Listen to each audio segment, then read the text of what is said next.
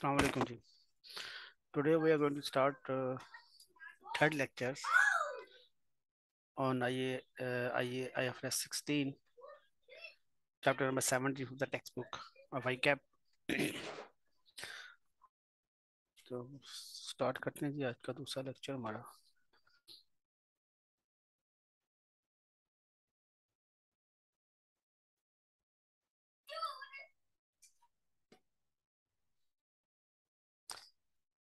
चलो ये last time हमने ख़त्म किया था। आज भी just going to start now today accounting for finance lease by the laser.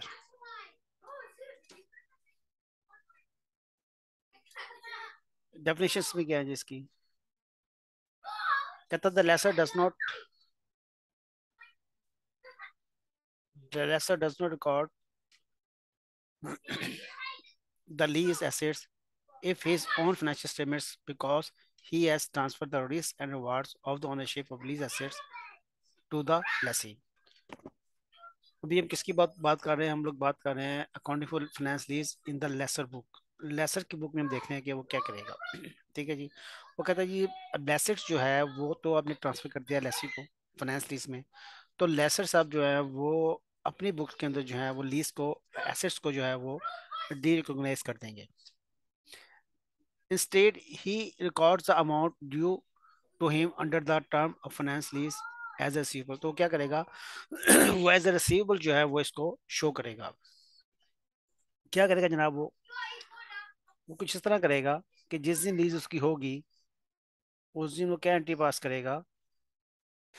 वो कहेगा जनाब एसेट जो है उसको डिक्रिमिनेट कर देगा वो। तो क्या करेगा? वो पहला स्टेप क्या करेगा? पहली एंट्री वो क्या पास करेगा?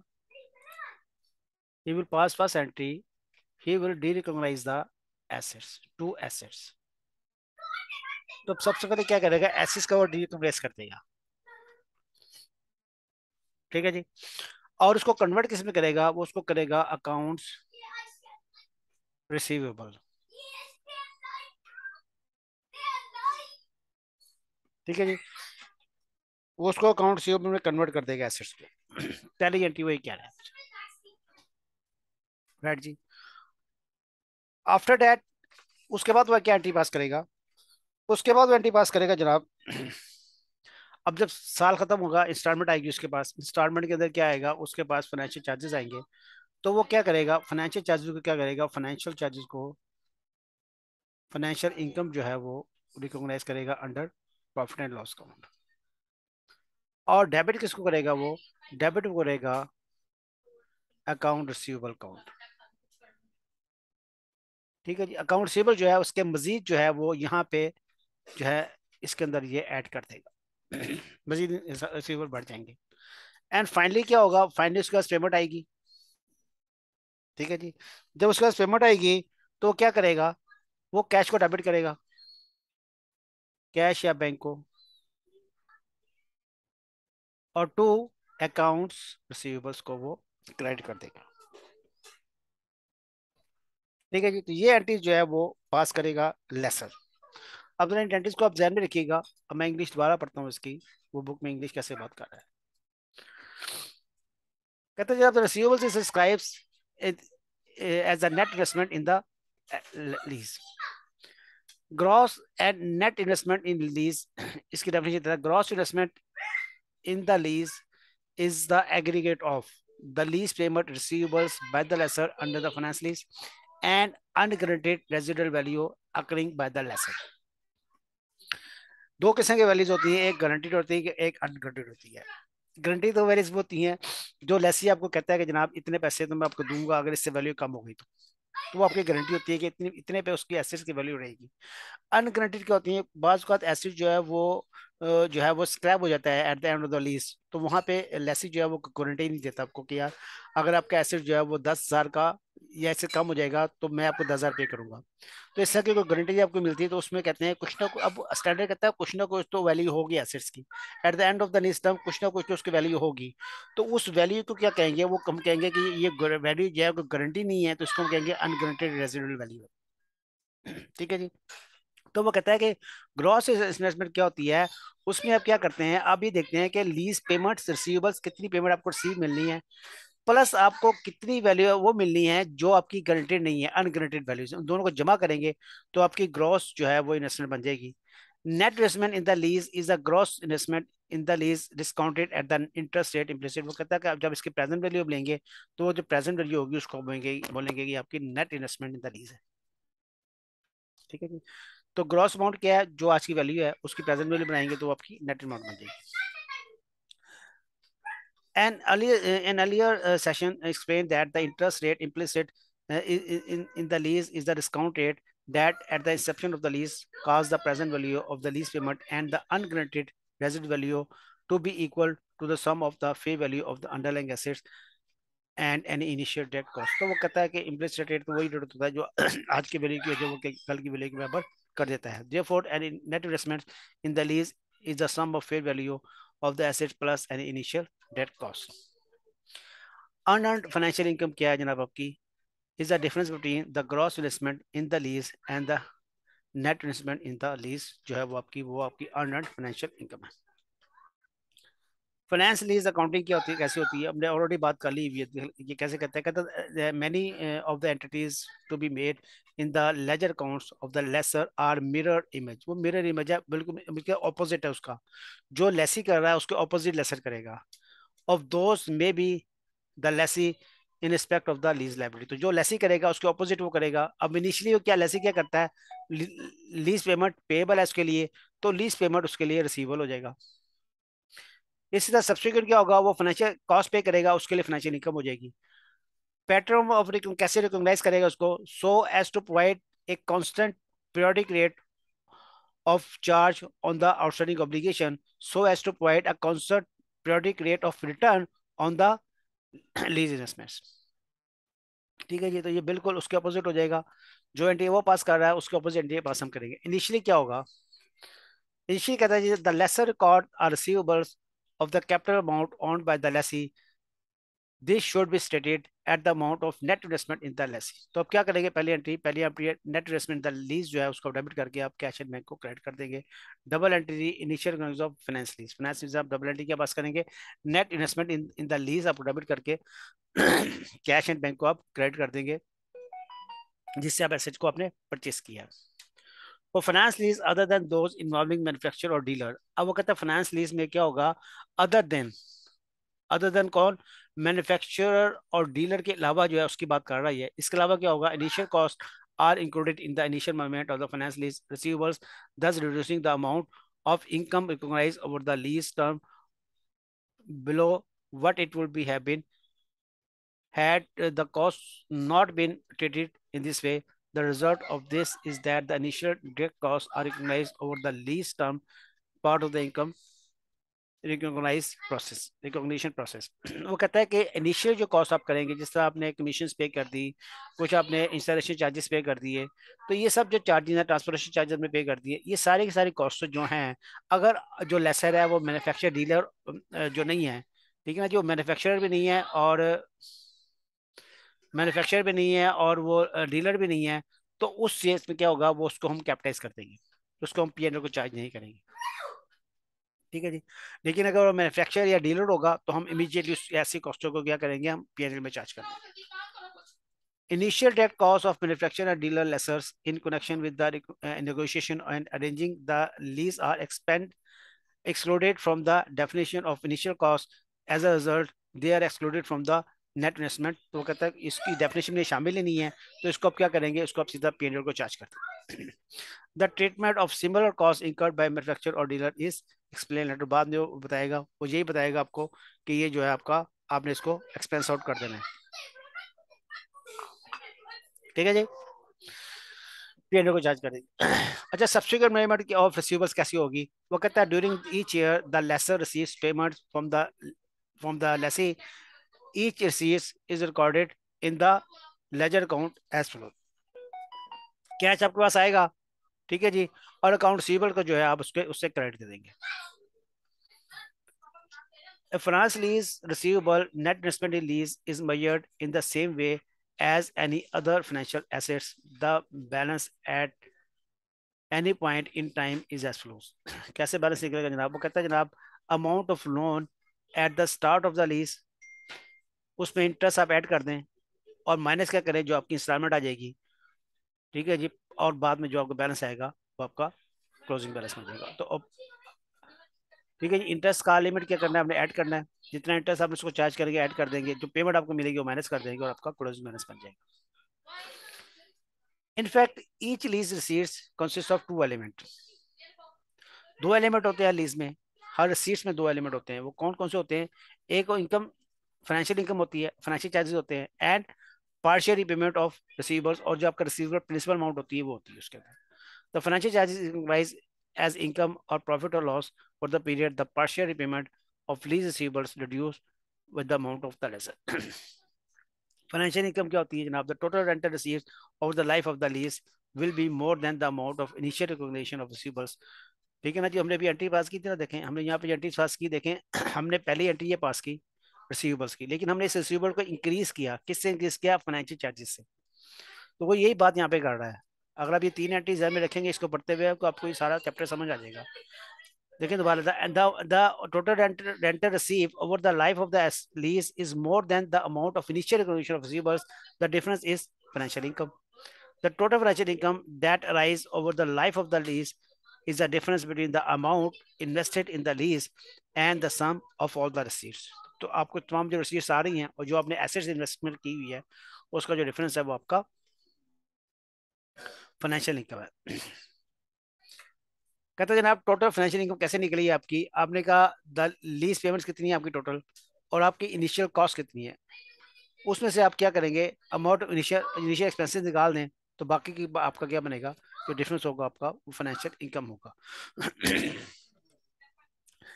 फाइनेंशियल इनकम का जनाब न्यूमेरिकल जो दे रहा है, Salco finance agree to lease a machine to J construction commencing on 1 January 2001। The lease was for 6 year, 6 साल की लीज है जनाब। Finance lease machine on 1 January for year one, annual lease payment is 18,000। तो annual lease payment कितनी है उसकी? 18,000 जो है वो इन एरियर पे करेगा, 6 साल के लिए पे करेगा। The fair value of the machine कितनी है? फेयर वैल्यू उसकी जो है वो फेयर वैल्यू उसकी 80,000 है। And initial cost, initial debt cost कितनी है? 2,000 है। द एस्टिमेटेड रेजिड वैल्यू कितनी है उसकी? रेजिड वैल्यू जो है वो उसकी 10,000 है। The Lesi has guaranteed value कितनी है उसकी? गारंटीड वैल्यू उसकी 8,000। ठीक है, ये मैं डाटा दिया हुआ है कि 6 साल के हमने लीज किया, जो हमने जो उसकी फेयर वैल्यू जो एसेट्स की वो 80,000 है, और उस पर हमने 2,000 में हमारा खर्चा हो गया। एनुअल लीज पेमेंट जो है 18,000 वो पे करेगा 6 साल तक, और हमें जो एट द रेजिडेंट वैल्यू जो है उसकी 10,000 है, लेकिन हमें उसमें गारंटी कितने की मिली हुई है? 8,000 की मिली हुई है, 2,000 की में गारंटी नहीं मिली। उसका जो इफेक्टिव इंटरेस्ट रेट है, जो डिस्काउंट फैक्टर है, वो 10.798% है। अब आप क्या करेंगे? आप देखेंगे कि आपको 6 महीने 6 साल तक आपको 18,000 मिलेंगे। इसका मतलब टोटल रेंटल आपको कितना मिलना है? जो कैश में मिलना है 1,08,000 मिलना है। आपने कहा इतनी वैल्यू गारंटी दी है, इतनी की अनगारंटीड वैल्यू है, तो टोटल आपकी कितनी हो गई? 1,18,000 हो गया। अनगारंटीड और गारंटीड दोनों इसमें आप कैड में ऐड करनी है। ठीक है जी। उसके बाद आपने कहा जनाब उसकी फेयर वैल्यू जो है आज के एसेट्स की जो है वो 80,000 है। हमारा खर्चा कितना हो गया? हमारा खर्चा जो है वो 2,000 का हो गया हुआ है। तो टोटल इसका मतलब क्या हुआ? 36,000 जो है हमारा टोटल जो है इस पे फाइनेंशियल चार्जेस है। ठीक है जी। तो यहाँ पे उसने आपके फाइनेंशियल चार्जेस जो है वो कैलकुलेट कर लिए।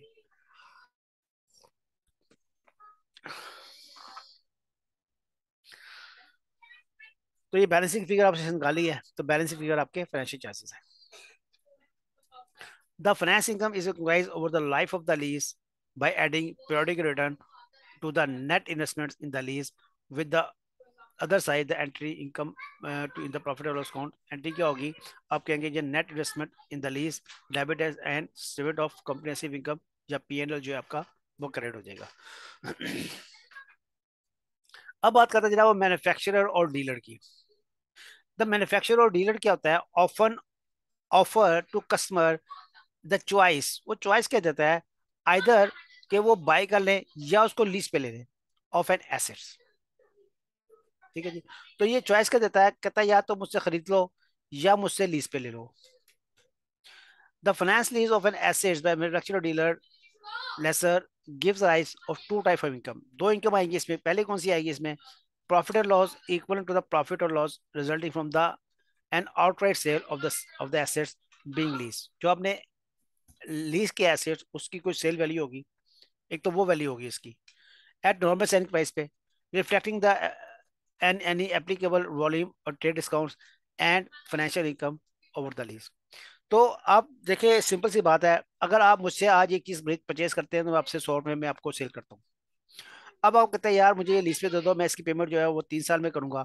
तो नॉर्मली क्या होगा, मैं कहूंगा ठीक है 3 साल में अगर आपने मुझसे लेना है तो मैं इसके पैसे ज्यादा दूंगा आपसे, मैं 100 रुपए की चीज 120 रुपये दूंगा आपसे। अब वो कहते हैं जो 20 रुपये आपने एक्स्ट्रा चार्ज किए हैं ये आपकी फाइनेंशियल इनकम है। सिंपल लॉजिक उसका वही है। रेवेन्यू क्या है जनाब,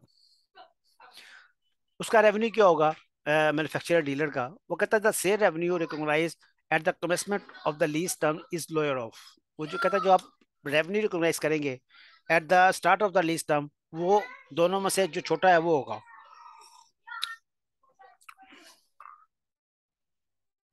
क्या जी, क्या कहता है the fair value of the underlying assets, उस एसेट्स की फेयर वैल्यू क्या है, या the present value of the lease payment accruing the lessor discounted at the market rate, या present value of minimum lease payment. ठीक है जी, present value और मिनिमम लीज पेमेंट और the fair value of the assets whichever is less will be the value of your sale. ठीक है जी, तो यहाँ पे आपने सेल, आप जब आप लीज कर रहा है मैन्युफैक्चर जो लीज कर रहा है तो एंटी क्या पास करेगा, सेल पे एंटी क्या पास करेगा, वो कहेगा अकाउंट रिसीवेबल डेबिट और टू सेल क्रेडिट। अब वो सेल जो क्रेडिट होगी उस पर वो कहता है दो ऑप्शन हैं। इस पे पहले ऑप्शन क्या है, वो कहता है fair value of the assets जो है, या present value of minimum lease payment, इसमें से जो लोअर है उससे आप इसको चार्ज करेंगे। ये आपको कह रहा है, ये जो एंट्री अपने पास करनी है ये किस पे करेंगे हम, फेयर वैल्यू और present value of minimum lease payment which ever is less जो है उस पर ये एंट्री पास करेंगे। ठीक है जी, रेवेन्यू का डिसीजन हो गया। अब वो कहता है कॉस्ट ऑफ सेल पे क्या करेंगे आप, ये जो मैन्युफैक्चरर और डीलर है ये कॉस्ट ऑफ सेल कैसे रिकॉर्ड करेगा।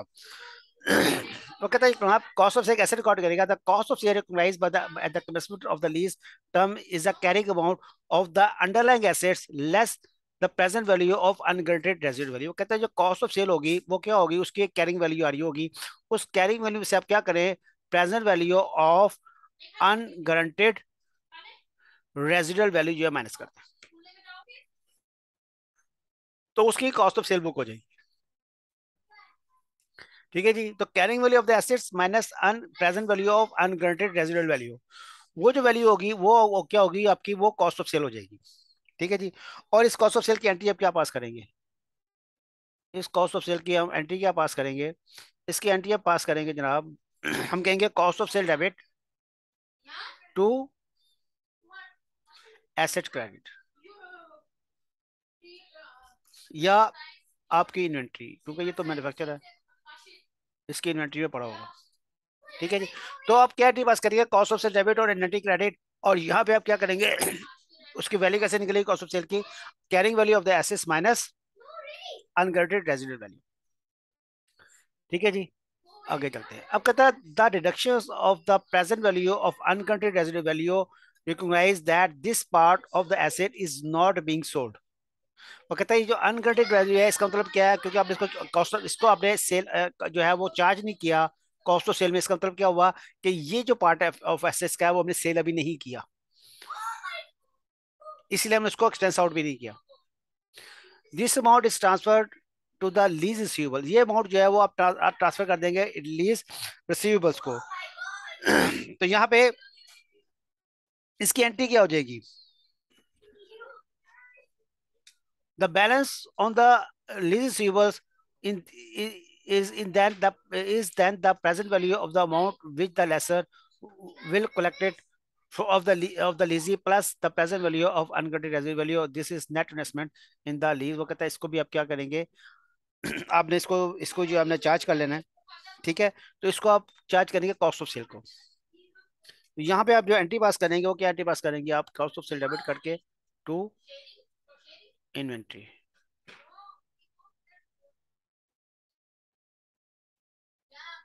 ठीक है जी, सॉरी कॉस्ट ऑफ सेल को चार्ज नहीं करेंगे क्योंकि हमने कॉस्ट ऑफ सेल उसको बनाया ही नहीं है। ये हम चार्ज करेंगे जनाब अकाउंट रिसीवेबल को। ठीक है जी। तो अनगारंटेड रेजिडुअल वैल्यू जो है उसकी एक एंट्री आप क्या पास करेंगे, उसकी आप एंट्री पास करेंगे अकाउंट रिसीवेबल डेबिट और इन्वेंट्री क्रेडिट। ठीक है जी। तो यहाँ पे आएगा इन्वेंट्री, INVENTORY इन्वेंट्री। तो अनगारंटेड रेजिडुअल वैल्यू को आप कहाँ ट्रांसफर कर देंगे, आप उसको कॉस्ट ऑफ सेल में ट्रांसफर नहीं करेंगे, बल्कि आप उसको कहाँ ट्रांसफर करेंगे, आप उसको ट्रांसफर करेंगे अकाउंट रिसीवेबल में। उसका कहता है कॉस्ट इंकर्ड बाय मैन्युफैक्चरर और dealer lessor in connection with negotiation और arranging the lease payment must be as expense. तो वो कहता है कि हमने पहले बात की थी कि जितने इनिशियल कॉस्ट होगी उसकी वो सारी की सारी जो है वो आप कहाँ चार्ज कर देंगे, P&L को चार्ज कर देंगे। ठीक है जी। तो आप क्या एंट्री पास करेंगे, अब सीधी ये कॉस्ट निकाल के P&L को डेबिट कर लेंगे और टू कैश को आप क्रेडिट कर देंगे। Profit and loss on the sale, the difference between the sale revenue and the cost of sale of selling price, selling profit or loss on these transactions is recognized in accordance with the policy followed by the company। तो जो difference आएगा वो आपको cell cost of cell और cell में जो difference आएगा वो आप P&L को चार्ज करेंगे। The manufacturer dealer might offer artificially low rate of interest to finance transactions. In such cases, the selling profit is restricted to that which should apply if the market rate of interest will be charged. Example आपको दे रहा है, उसमें और clear हो जाएगा हमें। कहता जनाब, Multan Motors is a car dealer, thus it sells cars and offers certain model for sale by lease। the following information available, क्या information available है, the price of the car, the price of the car उसने दी हुई है आपको 1.2 million उसने दी हुई है। ठीक है जी। Price of the car of as a cash sale, तो ये कैश सेल है तो इसकी फेयर वैल्यू है, इतने पे सेल होती है।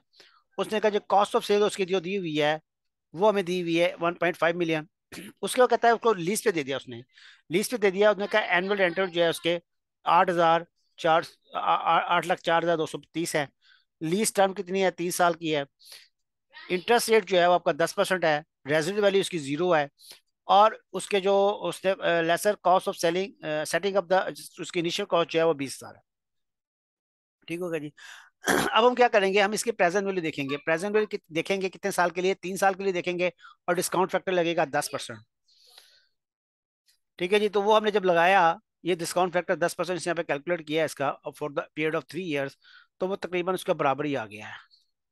जो उसकी फेयर वैल्यू थी उसके बराबर ही उसकी जो है वो कैरिंग वैल्यू भी आ गई। अब एंट्रीज क्या पास करेगा, वो कहेगा जी release receivable debit and P&L statement of comprehensive income P&L credit. ठीक है जी। कॉस्ट ऑफ सेल की क्या पास करेगा, P&L debit and inventory credit. और जो इनिशियल खर्चे उसने किए हैं उसकी क्या पास करेगा, statement of comprehensive income profit loss debit and cash credit. वो सारी एंट्री जो है आपकी पास कर देगा। ठीक है जी। तो यहाँ पे हमने जो एंट्री पास करनी थी, हमने कहा था हमने यहाँ पे पास करना था विच एवर इज लेस, वो दोनों क्योंकि बराबर ही थे तो इसलिए हमने उसी से एंट्री पास कर दी, सेल की एंट्री। और कॉस्ट ऑफ सेल की एंट्री आपने क्या करनी है, आपने जितना उसकी कैरिंग वैल्यू है, कैरिंग वैल्यू से माइनस करना है अनगारंटेड रेजिडुअल वैल्यू। तो यहाँ पे रेजिडुअल वैल्यू क्योंकि उसकी 0 थी तो उसने उसका इफेक्ट नहीं लिया। अदरवाइज यहाँ से इसको माइनस करके हम इसकी कॉस्ट ऑफ सेल की एंट्री पास करते हैं। और ये जो वैल्यू थी इसको हम कहाँ पास करते हैं, इसको हम अकाउंट रिसीवेबल से पास करते हैं। ठीक है, जो हमने ऊपरी अभी बात पहले ऊपर ऑलरेडी सारी चीजें हमने डिस्कस कर ली हुई। उसके बाद जनाब आपकी इसकी इसका शेड्यूल बनाएंगे। आप कहेंगे जनाब आपकी ये present value of minimum lease payment है, इसमें क्या करेंगे आप, इसमें इंटरेस्ट प्लस करेंगे, पेमेंट माइनस करेंगे, क्लोजिंग बैलेंस आ जाएगा। और eight the end of the 3 year आप देखें इसका फिर जो है वो 0 हो जाएगा। ठीक है जी। यहाँ उसने उसका जो है वो समरी ऑफ डबल एंट्री बना के दे दी है। उसने कहा P&L में क्या इफेक्ट हो रहा है, सेल इफेक्ट हो रही है, कॉस्ट ऑफ सेल इफेक्ट हो रही है, इनिशियल एक्सपेंसेस इफेक्ट हो रहे हैं और फाइनेंशियल इनकम हिट हो रही है, और ये आपका नेट क्रेडिट बैलेंस जो है वो उस पर आ रहा है।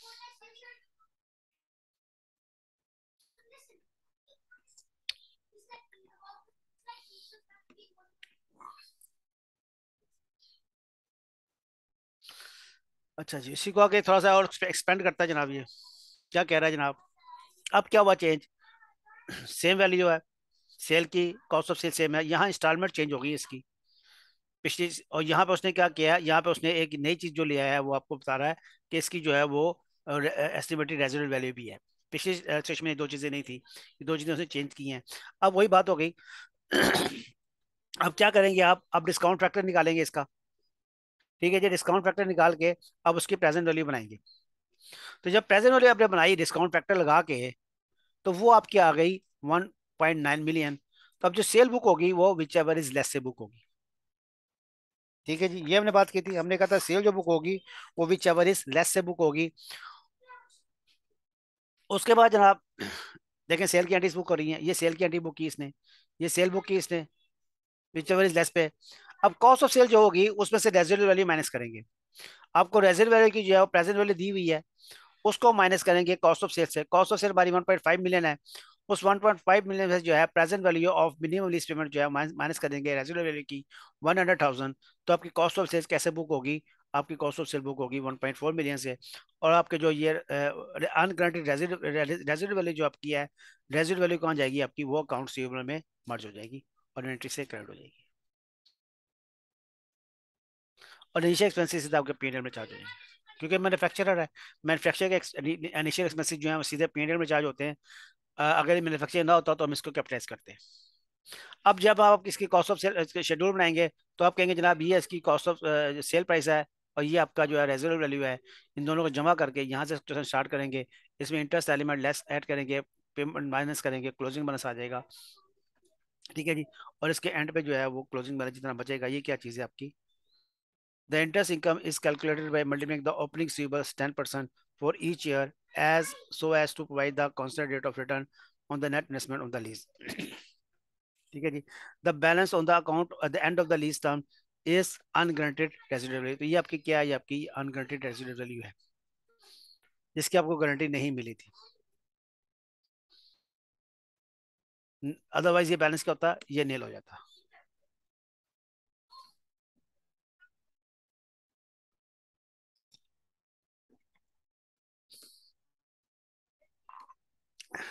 ठीक है जी, ये इसने फ्लो बना दिया डबल एंट्री का। वो कहता है जी आपकी सेल बुक की आपने, आपने कॉस्ट ऑफ सेल बुक की, आपने एक्सपेंसेस बुक किए, फाइनेंशियल चार्जेस बुक किए, और आपके ये नेट रिजल्ट्स आ गया।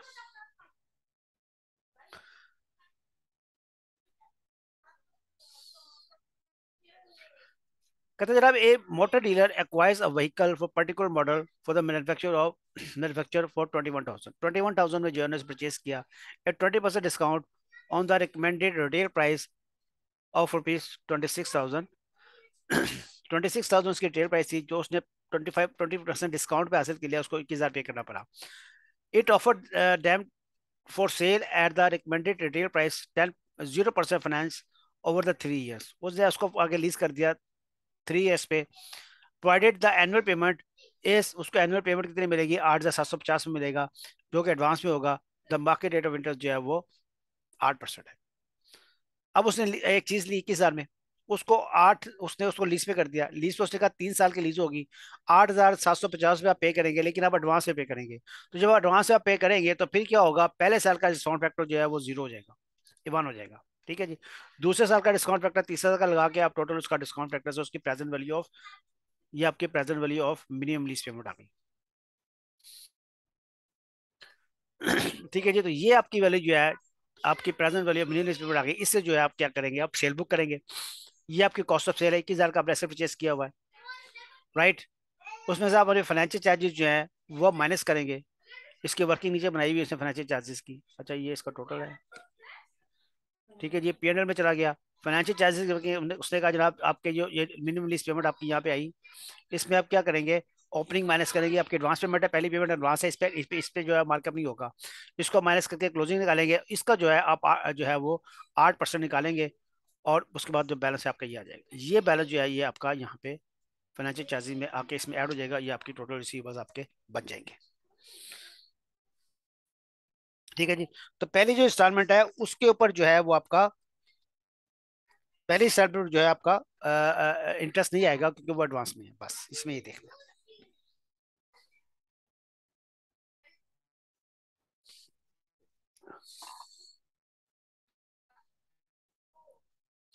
फाइनेंस लीज के डिस्क्लोजर क्या है जी, वो कहता है जी the finance lease must disclose the following. Number one, the selling selling profit and loss, financial income, income related to variable lease payments.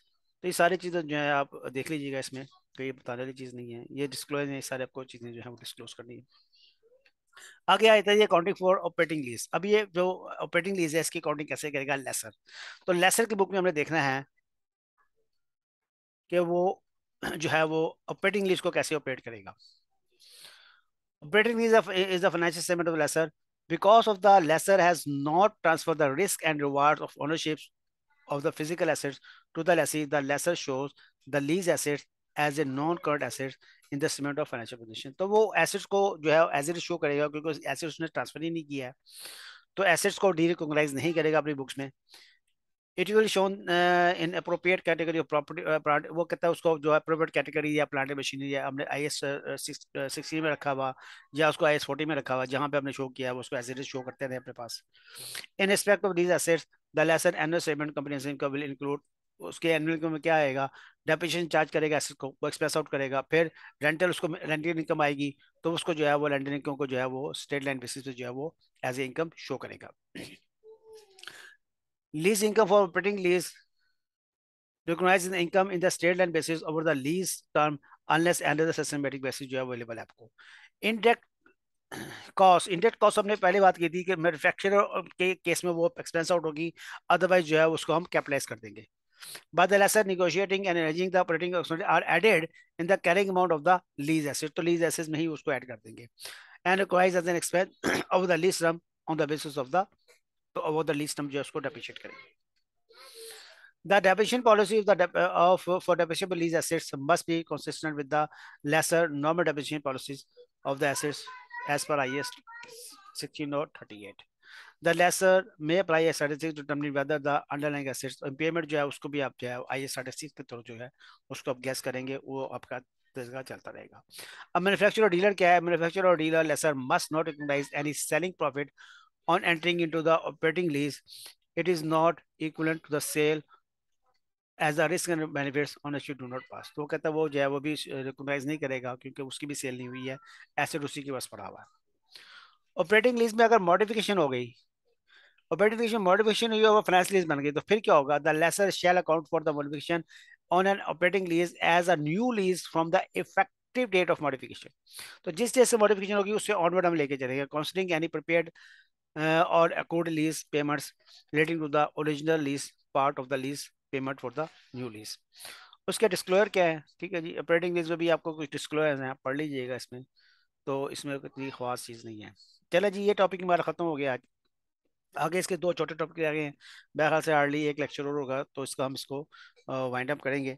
तो सेल एंड लीज बैक जो है ट्रांजेक्शन, ये थोड़ा सा इंटरेस्टिंग टॉपिक है, तो इंशाल्लाह नेक्स्ट सिटिंग जो हम करेंगे तो उसमें इसको हम डिस्कस करेंगे।